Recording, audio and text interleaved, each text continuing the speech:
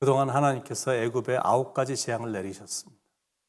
아주 심한 재앙을 내리셨는데 그래도 바로는 마음을 움직이지 않았어요. 얼마나 강팍한지 그런 재앙을 경험하면서도 마음이 여전히 강팍했습니다. 그래서 이스라엘 백성들은 여전히 출애굽을 하지 못한 상태였습니다. 아니, 한 발자국도 움직이지 못하고 있었습니다. 그런데 이 마지막 한 방에 바로와 그의 신하들은 다 무너졌습니다. 그동안 정말 힘들었었는데 이 통쾌한 한 방으로 힘들었던 부분이 완전히 싹 사라진 거예요. 그렇게 많은 잽을 날려도 끄떡도 안 하더니 마지막 일격에 완전히 KO가 된 겁니다. 그 내용이 출애굽기 11장, 12장에 나옵니다. 출애굽기 11장은 세 가지 대화의 구조를 이루고 있습니다. 첫 번째는 하나님이 모세에게 말씀하시는 장면이고, 둘째는 모세가 바로에게 말하는 장면이고, 셋째는 다시 하나님이 모세에게 말씀하시는 장면입니다. 첫째, 하나님이 모세에게 전하시는 말씀 1절로 3절.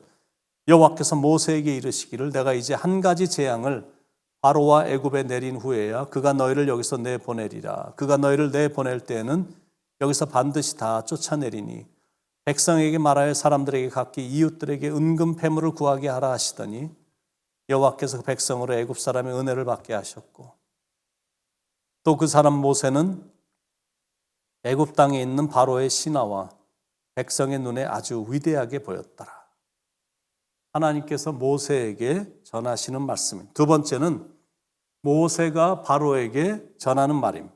4절로 8절에 모세가 바로에게 이르되 여호와께서 이와 같이 말씀하시기를 밤중에 내가 애굽 가운데로 들어가리니 애굽 땅에 있는 모든 처음 난 것은 왕위에 앉아 있는 바로의 장자로부터 맷돌 뒤에 있는 몸종의 장자와 모든 가축의 처음 난 것까지 죽으리니 애굽 온 땅에 전무후무한 큰 부르짖음이 있으리라.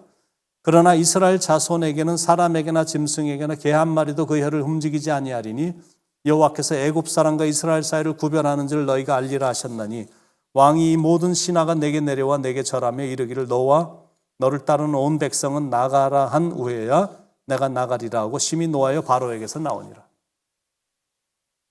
마지막 재앙에 대한 예고편입니다. 구체적으로 하나님께서 어떻게 하실 것인지를 바로에게 그대로 말하며 경고를 한 겁니다. 하나님을 대항하면 결국 심판받는다 그 얘기입니다. 아니나 다를까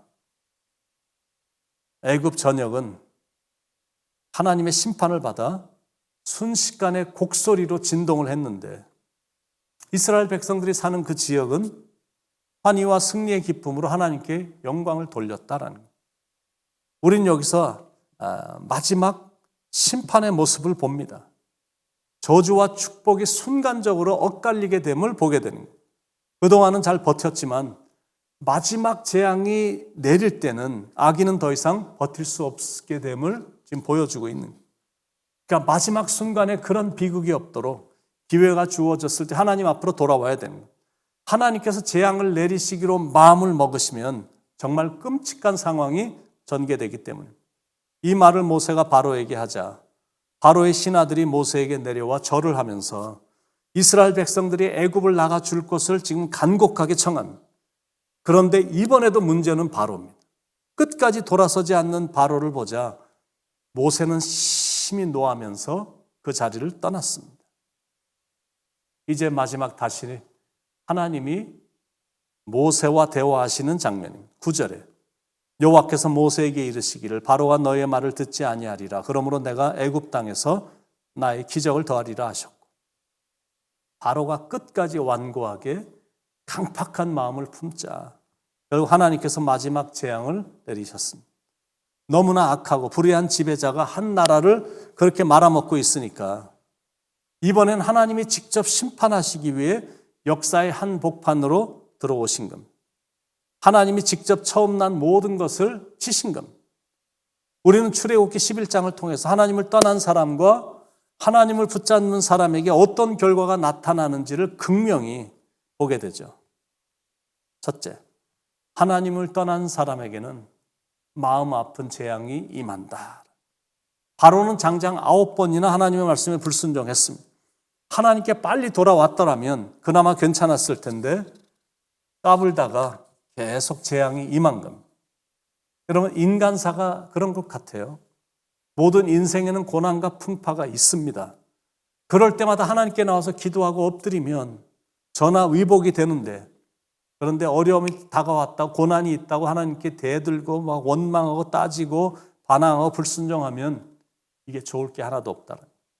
하나님은 살아계시기 때문이고 하나님께서는 친히 역사를 주관하시기 때문에 피조물인 우리가 할 것은 무조건 하나님의 주권을 인정하고 주님 앞에 나와서 겸손히 무릎 꿇는 것밖에는 다른 거 없습니다.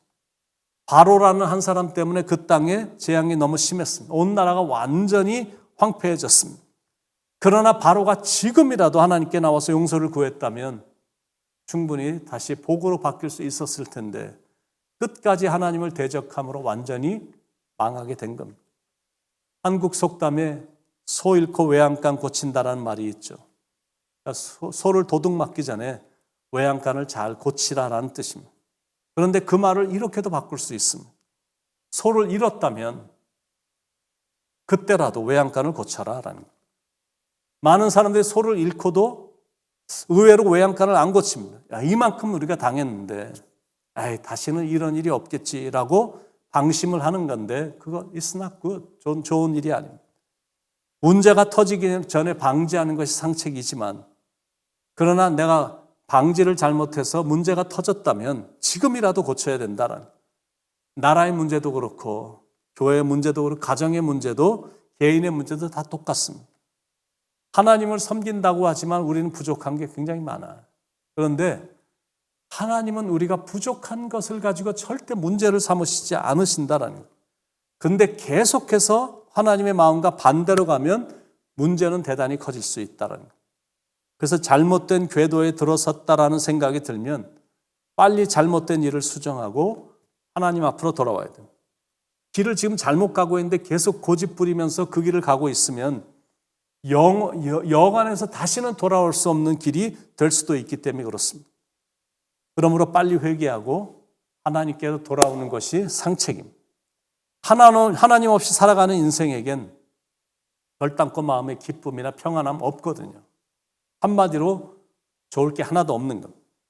그러니까 어서 속히 창조주이신 하나님께로 돌아와야 됩니다. 두 번째는 하나님을 높이는 자를, 하나님을 붙잡는 사람을 하나님은 높여주신다라는 것. 3절에 여호와께서 그 백성으로 애굽 사람의 은혜를 받게 하셨고 또 그 사람 모세는 애굽 땅에 있는 바로의 신하와 백성의 눈에 아주 위대하게 보였더라. 하나님만 붙잡은 건데 하나님께서 모세를 대단히 높여주신 겁니다. 모세는 전에는 그냥 노예 민족의 한 사람에 불과했습니다. 나이가 들어서는 그저 평범한 시골 할아버지에 불과했어요.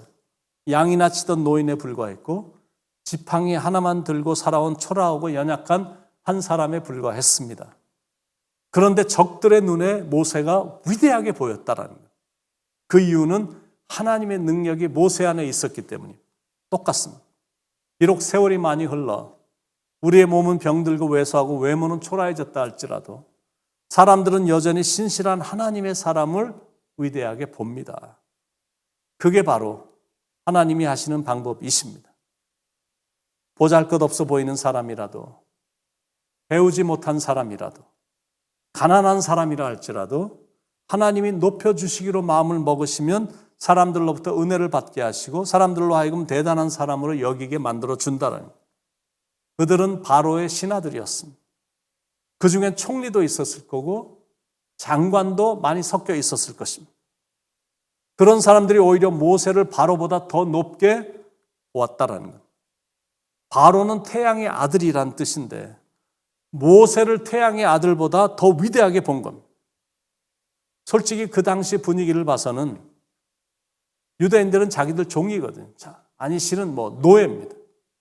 그러니까 그들에겐 유대인들은 거의 사람 같지도 않은 겁니다. 그런데 노예 중에 한 명인 모세를 위대하게 봤다는 사실. 그 이유는 하나님이 그렇게 높여주셨고 세워주셨기 때문에. 그러니까 우리도 하나님만 붙잡고 나가면 되는 겁니다. 그러면 세상 사람들이 결코 얕잡아 보질 않아. 오히려 신실한 우리의 모습을 보고 오히려 존경해주고 높여주게 될 것입니다. 오늘도 그런 신실함으로 일관하시길 축원을 드립니다. 그래서 사람들로부터 칭찬을 받고 하나님도 영광을 받는 하루가 되시길 예수님의 이름으로 간절히 축원을 드립니다. 기도하겠습니다. 하나님, 오늘도 하나님만 붙잡고 나가는 삶이 되게 도와주시옵소서. 예수님이 신실하셨던 것처럼 우리도 신실하기 위해 노력하게 하셔서 그래서 사람들로부터도 인정받지만 하나님으로부터도 인정을 받는 내 마음에 합한 사람이다. 참 훌륭한 길을 잘 걸어가고 있구나. 하나님으로부터 인정과 칭찬을 받는 그런 아름다운 삶이 이어지도록 주님 축복해 주시옵소서. 오늘도 하나님만 붙잡을 수 있도록 격려해 주시고 말씀해 주시고 이끌어 주시는 주님의 사랑에 감사드리며 사랑이 많으신 예수님의 이름으로 간절히 기도드립니다. 아멘.